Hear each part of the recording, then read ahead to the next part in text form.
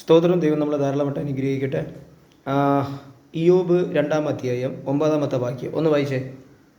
അവന്റെ ഭാര്യ അവനോട്, നീ ഇനിയും നിന്റെ ഭക്തി മുറുകെ പിടിച്ചുകൊണ്ടിരിക്കുന്നുവോ? സ്തോത്രം. നമുക്ക് ഈ വചനം വായിക്കുമ്പോൾ അതിൻ്റെ ആഴങ്ങളും കാര്യങ്ങളൊക്കെ മനസ്സിലായെങ്കിലും ഇപ്പോഴത്തെ കാലഘട്ടത്തിൻ്റെ നമ്മുടെ പാസ്റ്റേഴ്സിൻ്റെ മുഖത്ത് നോക്കി മക്കൾ പറഞ്ഞു കാണും, വൈഫും പറഞ്ഞു കാണും, ഇങ്ങനെ കിടന്ന് പ്രാർത്ഥിച്ചിട്ട് നമുക്ക് എന്തൊരു കിട്ടി. മക്കളുടെ ഭാര്യയെക്കുറിച്ച് ഇത് ആര് നോക്കും? മോള് വളർന്നു വരണം, അവളുടെ പഠിത്തം, അവളുടെ കാര്യം, ഇങ്ങനെയൊക്കെ സ്തോത്രം നമ്മുടെ മുഖത്ത് നോക്കി പറയുമ്പോൾ ഒന്ന് മനസ്സിലാക്കേണ്ടത് എബ്രായർ 12-ാം അധ്യായം 2-ാം വാക്യം 3-ാം വാക്യം ഒന്ന് വായിച്ചു നോക്കണം. യേശുവിനെ നോക്കുക. നമ്മുടെ മുഖത്ത് നോക്കി അവരെന്തിനാണ് അങ്ങനെ പറയുന്നതെന്ന് കേട്ടാൽ അത് അവരെ കുറ്റം പറഞ്ഞിട്ട് കാര്യമില്ല. സ്തോത്രം. കാരണം അവരുടെ ഹൃദയത്തിനകത്തുള്ള വിശ്വാസം അത്രയേ ഉള്ളൂ. ഇയ്യോബ് താൻ ദൈവത്തിൻ്റെ ആ സ്നേഹവും ആ ബന്ധത്തിലാണ് നടക്കുന്നത്. പക്ഷെ തൻ്റെ ഭാര്യയ്ക്ക് തൻ്റെ ഭർത്താവിനോടുള്ള ആത്മാർത്ഥമായ സ്നേഹമാണ്. ആ സ്നേഹത്തിൽ നോക്കുമ്പോൾ ശരീരത്തിന് മുഴുവനും അസ്വസ്ഥതയും കാര്യങ്ങളൊക്കെയാണ്. അതുകൊണ്ട് ശരീരത്തിൽ അസ്വസ്ഥത കാണാനല്ല ദൈവം സ്തോത്രം നിന്നെ വിളിച്ചിരിക്കുന്നത്, അവൻ്റെ മനസ്സ് നോക്കുക. ഹല്ലേലൂയ. സ്തോത്രം. നമ്മളുടെ കൂടെ വസിക്കുന്നതാണ് ഭാര്യ. നമ്മുടെ മനസ്സിനെ അറിയാൻ അവരെ കൊണ്ട് പറ്റുന്നില്ല. അവർ അത് എല്ലാവരെയും അല്ല, എന്നാൽ നല്ല ആൻറ്റിമാരുണ്ട്, പാസ്റ്റർമാർക്ക് കൈത്താങ്ങലോടുകൂടി പ്രാർത്ഥിക്കുന്ന നല്ല ആൻറ്റിമാരുണ്ട്. അവരിനി പട്ടിണി കിടന്ന് പൈപ്പിൻ്റെ പച്ചവെള്ളം കുടിച്ചാൽ പോലും അവർ അവിശ്വാസം സംസാരിക്കില്ല. അവിശ്വാസം സംസാരിക്കുകയില്ല. ഞാൻ 1-2 സ്ഥലത്ത് പോയപ്പോൾ, കർണാടക സ്റ്റേറ്റിൽ, ആന്ധ്രയിലൊക്കെ പോയപ്പോൾ ഞാൻ 1-2 സഭാ പാസ്റ്ററിൻ്റെ ഭവനത്തിൽ ചെന്നപ്പോൾ ഒരാൾക്ക് 3 മക്കളുണ്ട്. ശരിക്കും പറഞ്ഞാൽ ചോറ് വേവിച്ചേച്ചും ഞങ്ങൾക്ക് ചോറ് തന്നിട്ട്, അതൊന്ന് പറയാതിരിക്കണേ നല്ലത്, അത് വല്ലാത്തൊരു അവസ്ഥയായിപ്പോയി എനിക്കത് കണ്ടപ്പോൾ. എന്നിട്ട് പോലും വരുന്ന പാസ്റ്റർമാരുടെയൊക്കെ അവരുടെ ദുഃഖങ്ങളോ അവരുടെ പ്രയാസങ്ങളെയോ ഒന്നും സംസാരിക്കാതെ ചിരിച്ച മുഖത്തോടു കൂടി സ്തോത്രം പറയുന്നവരെ ഞാൻ കണ്ടിട്ടുണ്ട്. ഹല്ലേലൂയ. കേരളക്കരയിലും ഉണ്ട്, ഇല്ലെന്നല്ല. പക്ഷെ ഇപ്പോഴത്തെ ഈ 2025 തലമുറകൾ, മക്കൾ പോലും അപ്പൻ്റെ മുഖത്ത് നോക്കി ചോദിക്കുകയാണ്, നിങ്ങളൊരു പാസ്റ്റർ അല്ലേ, ഞങ്ങളുടെ ജീവിതം ഇങ്ങനെ ആയിപ്പോയത് എന്ത് കാര്യം, നിങ്ങൾ പ്രാർത്ഥിച്ചിട്ട് എന്തുകൊണ്ട് യേശു മറുപടി തരണില്ല, എന്ത് കാര്യം എന്ന് പറയുമ്പോൾ ഇതിൽ കൂടി ഞാൻ നിങ്ങളോട് പറയുന്നു, ഒരു കാരണവശാലും വിഷമിക്കരുത്. നിൻ്റെ ലെവലൊന്ന് കൂട്ടാൻ പോകുക എൻ്റെ ദൈവം. സ്തോത്രം. കിണറിനകത്ത് കിടന്ന ജോസഫ് വിചാരിച്ചിട്ടേ ഇല്ല ആ കിണറിൽ നിന്ന് മേളിൽ വരുമെന്ന്. ഒരാളല്ല, തൻ്റെ രക്തത്തിൽ ജനിച്ച ആ സഹോദരന്മാർ തന്നെ മുറിവേൽപ്പിച്ചത് മുഖത്തോ ശരീരഭാഗങ്ങളിലോ ഒന്നുമല്ല, എൻ്റെ മനസ്സിലാണ്. എന്തെന്ന് വെച്ച് കഴിഞ്ഞാൽ, നീ നല്ലൊരു പ്രാർത്ഥനക്കാരനാണ്, നീ നല്ലൊരു പാസ്റ്ററാണ്. നീ ആ ദേശത്ത് നിൽക്കും കാലം വരെയും അവിടുത്തെ ഒരു ദുരാത്മാക്കൾക്കും നേരെ ചൊവ്വേ നിൽക്കാൻ പറ്റൂല. ഞാൻ അത് ഉറപ്പ് പറയാം നിങ്ങളടുത്ത്. ഇതിൽ കൂടി കേൾക്കുന്ന ഏതോ പാസ്റ്റർമാരുടെയൊക്കെയും വിശ്വാസികളടുത്ത് പറയുന്നു, നിന്നെ അപമാനിക്കുമ്പോൾ, നിന്നെ മുഖത്ത് കാർത്തിപ്പുമ്പോൾ നീ തിരിച്ച് മറുപടി പറയരുത്.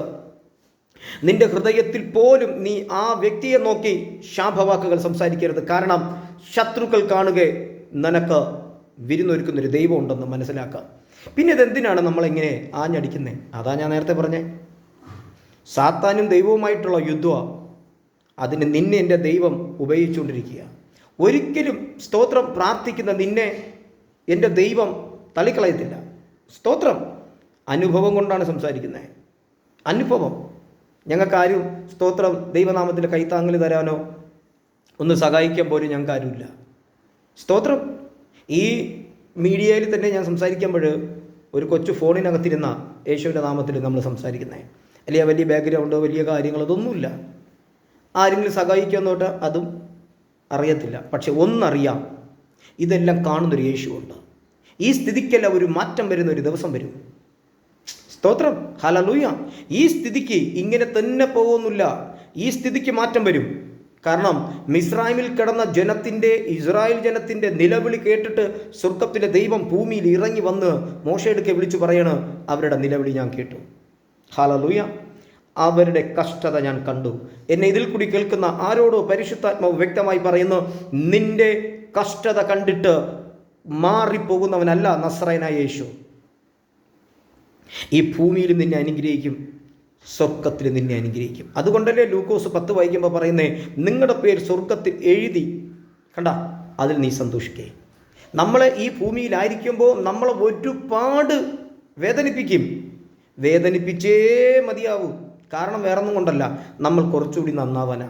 അത് നമ്മുടെ ഭാര്യയുടെ വായിൽ നിന്ന് കേൾക്കും, നമ്മുടെ മക്കളെ വായിൽ നിന്ന് കേൾക്കും, അയൽവക്കക്കാരിൽ നിന്ന് കേൾക്കും. എന്തിനധികം സ്തോത്രം, സ്വന്തം ചിന്ത തന്നെ നമ്മളോട് സംസാരിക്കും, എടാ എണീറ്റ് പോടാ, പോയി ചത്തുകളാ, എന്തിനിങ്ങനെ ജീവിക്കണേ, എന്തിന്? പക്ഷെ നീ പറയേണ്ട ഒറ്റ കാര്യമേ ഉള്ളൂ, എൻ്റെ ദൈവം എന്നോട് പറഞ്ഞ വാഗ്ദത്തം അവൻ സ്വർഗത്തിൽ എനിക്ക് കരുതും, ഈ ഭൂമിയിലും എനിക്ക് കരുതും. ചിന്തിക്കേ, എന്തെന്ന് കേട്ടി കഴിഞ്ഞാൽ നീ കർത്താവിനോട് അടുത്ത് വരികയാണ്, ദൈവവചനത്തോട് നീ അടുത്ത് വരികയാണ്.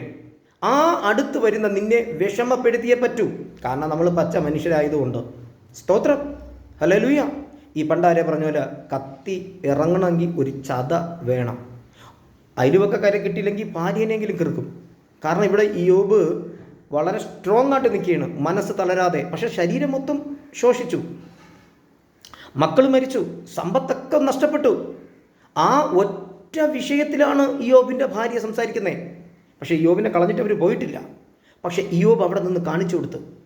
നമ്മൾ യോബിൻ്റെ പുസ്തകം ഇനി അറ്റം വരെയും വായിച്ചു നോക്കുമ്പോൾ അറിയാം, തൻ്റെ ജീവിതത്തിൽ താൻ സമ്പാദിച്ചേക്കാൾ അൽപ്പുറം ദൈവം അവന് കൊടുത്തു. നമ്മളിതൊക്കെ പ്രതീക്ഷിച്ചതാണ്. നമ്മൾ ഇന്ന് കഴിയുന്ന ഈ നിലവാരത്തിൽ ഈ സ്ഥിതിക്ക് മാറ്റം വരില്ലെന്നാണ് നിങ്ങൾ പറയുന്നത്. നിൻ്റെ പ്രാർത്ഥനയ്ക്ക് മാറ്റം വരും. നിൻ്റെ സഭയിൽ ഒരുപാട് ജനങ്ങൾ ഇടിച്ചു കയറി വരത്തക്ക നിലവാരത്തിൽ 2025 നിൻ്റെ പ്രാർത്ഥന ഉയരട്ടെ. ചിലപ്പോൾ നിൻ്റെ സഭയിൽ 3 പേരെ കാണും, അല്ലെങ്കിൽ 4 പേരെ കാണും, അല്ലെങ്കിൽ 5 കുടുംബമേ കാണും. ഒന്നുകൊണ്ട് നീ ഭയപ്പെടരുത്. കർത്താവ് നിനക്ക് തരുന്ന വചനത്തെ നീ പ്രസംഗിക്കേ. ആൾക്കാരെ സോപ്പിട്ട് പ്രസംഗിക്കണ്ട. ദൈവം നിനക്ക് തരുന്ന വചനത്തെ നീ പ്രസംഗിക്കേ, നിൻ്റെ സഭയിൽ പ്രസംഗിക്കുക. ഇപ്പം ഞാൻ തന്നെ ജീവിതത്തിൽ ആദ്യമായിട്ട് സ്തോത്രം കസാരകളെ നിരത്തിയിട്ടിട്ട് ആ കസാരയോട് നോക്കിയാണ് ഞാൻ പ്രസംഗിച്ചുകൊണ്ടിരുന്നേ. ഇപ്പം എത്രയോ ആൾക്കാർ 300, 400, 150, 200 ഇവർ ഇങ്ങനെയുള്ള ചർച്ചുകളിലേക്കാണ് ദൈവകൃപയാൽ പോയി പ്രസംഗിക്കുന്നത്. ഞാൻ പ്രതീക്ഷിച്ചതാണ്. എൻ്റെ അമ്മച്ചി, എൻ്റെ ഭാര്യ, എൻ്റെ കുടുംബക്കാർ ആരും പ്രതീക്ഷിച്ചതല്ല. കാരണം എൻ്റെ ജീവിതമേ അങ്ങനെയാണ്. 10-14 കേസിൽ പ്രതി. അതൊക്കെ ഇപ്പോൾ ദൈവനാമത്തിൽ മാറിപ്പോയി. പക്ഷെ അന്ന് അവരത് പ്രതീക്ഷിച്ചില്ല. ഞാൻ വാ തുറന്ന തെറി മാത്രമേ സംസാരിക്കൂ. പണ്ടത്തെ കാലത്ത്, അതായത് ഒരു 2000-ന് പക്ഷേ എൻ്റെ ലൈഫിലുള്ള മാറ്റം എനിക്കത് മറക്കാൻ പറ്റൂല. സമ്പാദിച്ചില്ല, സമ്പത്ത് ദൈവം തരും. സമ്പത്തിൻ്റെ പുറകിൽ പോകാൻ ദൈവം എന്നെ അനുവദിച്ചില്ല. അതിന് ഒരുപാട് പഴിയും ഒരുപാട് വാക്കുകളും ഒരുപാട് വേദനിക്കുന്ന വാക്കുകളും ഒക്കെ കേട്ട്, കഴിപ്പണം കെട്ടവനെ, അവനെ, ഇവനെ, ഒത്തിരി. പക്ഷേ ഇന്ന് എനിക്ക് തോന്നുന്നു അതൊക്കെ എൻ്റെ ചവിട്ടുപടിയായിരുന്നു. ഞാനിന്ന് ഇതിൽ കൂടി നിങ്ങളോട് സംസാരിക്കാൻ വരുന്ന കാരണം എന്തെന്ന് കേട്ട് കഴിഞ്ഞാൽ, നമ്മൾ ഇതേപോലുള്ള വാക്ക് കേൾക്കുമ്പോൾ ദൈവത്തിൻ്റെ വിശ്വാസം നമ്മളിൽ നിന്ന് നഷ്ടപ്പെടുന്നു. ദൈവത്തിൽ നിന്നുള്ള ആശ്രയം നമ്മളിൽ നഷ്ടപ്പെടുത്തുന്നു. പരിശുദ്ധാത്മാവിനാൽ നിറയേണ്ട നമ്മുടെ ഭാര്യ പറയുന്ന വാക്ക്, മക്കൾ പറയുന്ന വാക്ക്, സഭയിലുള്ള വിശ്വാസികൾ പറയുന്ന വാക്കുകൊണ്ട് നമ്മളങ്ങ് ഡൗണായി പോകണം. അങ്ങനെ ഡൗണായി കാണാനാണ് സാത്താൻ ആഗ്രഹിക്കുന്നത്. പക്ഷെ നീ എബ്രായർ സ്തോത്രം 12-ാം അധ്യായം 2-ാം വാക്യം തൊട്ട് താഴോട്ട് വായിച്ചു നോക്ക്. അവർ പറഞ്ഞു, യേശുവിനെ നോക്ക്, യേശുവിൻ്റെ മുഖത്ത് തുപ്പി, ഒത്തിരി മർദ്ദനങ്ങളേറ്റു. പക്ഷെ യേശു അതല്ല നോക്കിയേ, ലോകരക്ഷകൻ എന്നാണ് പറഞ്ഞത്. ലോകരക്ഷകൻ, ലോകത്തുള്ള മുഴുവൻ പാപികൾക്ക് വേണ്ടി തൻ്റെ രക്തം കൊടുത്ത് 3-ാം നാൾ എഴുന്നേൽക്കുമെന്നുള്ള ആ ഒരു വിശ്വാസം, ആ ഒരു പവർ. നമ്മളും അങ്ങനെ ആയിരിക്കണം. നമ്മൾ ഭയപ്പെടരുത്. നമ്മളെ ഭയപ്പെടുത്താനും നമ്മളെ ദ്രോഹിക്കാനും വരുന്നതിൻ്റെ കാരണം നീ ഇരിക്കുന്നത് കൊണ്ടാണ്. നിൻ്റെ പ്രാർത്ഥന, നിൻ്റെ വിശ്വാസം വലുതാണ്. എന്നെ ഇതിൽ കൂടി കേൾക്കുന്ന വിശ്വാസിയായിരുന്നാലും പാസ്റ്റർമാരായിരുന്നാലും ഒരു കാര്യം തുറന്നു പറയുന്നു, ഇതൊക്കെ എടുത്ത് ദൂരക്കളാം. നീ പുറകിൽ ദൂരക്കളാം, മുമ്പിലോട്ട് പോ. സ്തോത്രം. മോശെ ചെങ്കടൽ കണ്ട് നീ ഭയപ്പെടേണ്ട, മുമ്പിപ്പോ. ഈ മുമ്പിപ്പോ എന്ന് പറയുമ്പോഴും ചെങ്കടൽ മാറിയിട്ടില്ല. നിങ്ങൾ വായിച്ചാൽ മതി. ചെങ്കടൽ മാറിയിട്ടില്ല, ചെങ്കടൽ അവിടെയുണ്ട്. പൊട്ടക്കിണറിനകത്ത് കിടക്കുന്ന യോസെഫ് ഒരു കാരണവശാലും ആ പൊട്ടക്കിണറിനകത്ത് നിന്ന് മണ്ടയിൽ കയറുന്ന അങ്ങേർക്ക് ഒരു പ്രതീക്ഷയില്ല. പക്ഷെ സ്വർഗം, ഹലോ, എന്നോട് ഇതിൽ കേൾക്കുന്ന ആരോട് പറയുന്നത്, നീ ഇപ്പം നീറിക്കൊണ്ടിരിക്കുക, നിൻ്റെ മനസ്സുകൊണ്ട് നീറുകയാണ്. എൻ്റെ മക്കളുടെ സ്ഥിതി എന്താവും, എൻ്റെ മക്കളുടെ പഠിത്തം എന്താവും. എൻ്റെ ഹൃദയത്തിൽ ഒരുപാട് ആഗ്രഹം ഉണ്ടായിരുന്ന എൻ്റെ കർത്താവേ, നീ ഒന്നുകൊണ്ടും ഭയപ്പെടരുത്. ആഹാ, എൻ്റെ യേശു ജീവനുള്ളവൻ. ഇന്നും അവൻ്റെ കല്ലറ തുറന്നിരിക്കുന്നുണ്ട്, അത് അടഞ്ഞിട്ടില്ല. എത്രയോ മകാന്മാരുടെ കല്ലറകൾ അടഞ്ഞു കിടക്കുന്ന അവൻ്റെ കല്ലറ ഇന്നും തുറന്നു കിടപ്പുണ്ട്.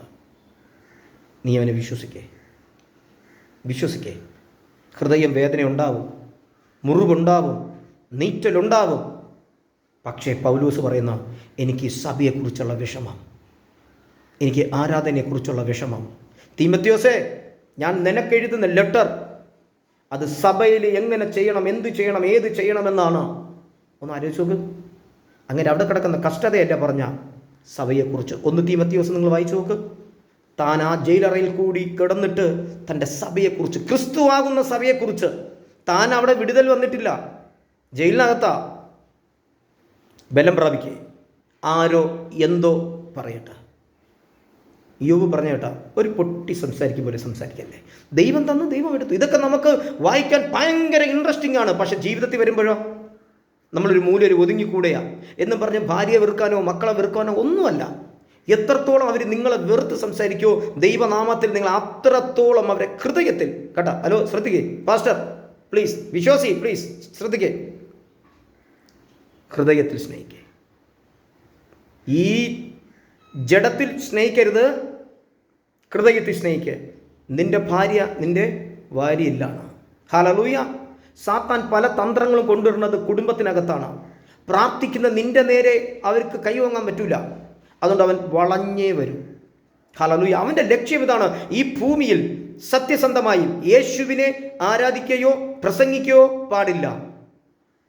കോപം, വൈരാഗ്യം, വെറി ഇതെല്ലാം ഹൃദയത്തിൽ കിടന്നിട്ട് ഇതിനകത്ത് നിന്ന് നീ പ്രസംഗിച്ചോ. കാരണം സാത്താനും കൂടെ കയറി വരാൻ പറ്റും. ഒരിക്കലും നീ അനുവദിക്കരുത്. നിനക്ക് എത്ര വേദന ഉണ്ടാകട്ടെ, എത്ര പ്രശ്നങ്ങൾ ഉണ്ടാകട്ടെ, മൗനമായിട്ടിരുന്ന ദൈവസന്നിധിയിൽ പ്രാർത്ഥിക്കേ. അവൻ എനിക്ക് വഴി തുറന്നു തരും. ഞാൻ ചോദിക്കട്ടെ, ആടുകളെ മേച്ചുകൊണ്ട് നടന്ന ദാവീദ് രാജാവാകുമെന്ന് ദാവീദ് പ്രതീക്ഷിച്ച? എവിടെയാണ് ദാവീദിനെ നാണം കെടുത്തിയെ? അവരുടെ മുമ്പിൽ വെച്ച് എൻ്റെ തമ്പുരാൻ ശമൂവേലിനെ വിട്ട് അഭിഷേകം ചെയ്യിപ്പിച്ചില്ലേ? ജോസഫ് തൻ്റെ സഹോദരന്മാരുടെ മുമ്പിൽ പൊട്ടക്കിണറിൽ കിടന്നവനായിട്ടല്ല, അധികാരമുള്ളവനായിട്ടാണ് നിൽക്കുന്നത്. പോത്തിഫറിന്റെ ഭാര്യയുടെ മുമ്പിൽ വെച്ച് അപമാനമേറ്റില്ലേ? തൻ്റെ വസ്ത്രം അവർ ഉരിഞ്ഞെടുത്തില്ലേ? ഇന്ന് അവർക്ക് എന്തെങ്കിലും പറയാൻ പറ്റുന്ന? ഒന്ന് നിങ്ങൾ ചിന്തിക്കേ.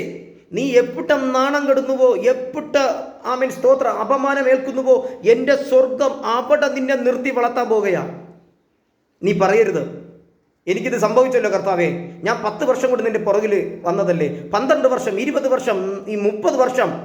നീ വർഷം പറയല്ലേ. നീ പറ, എല്ലാം നന്മയ്ക്കായി, എല്ലാം നന്മയ്ക്കായി.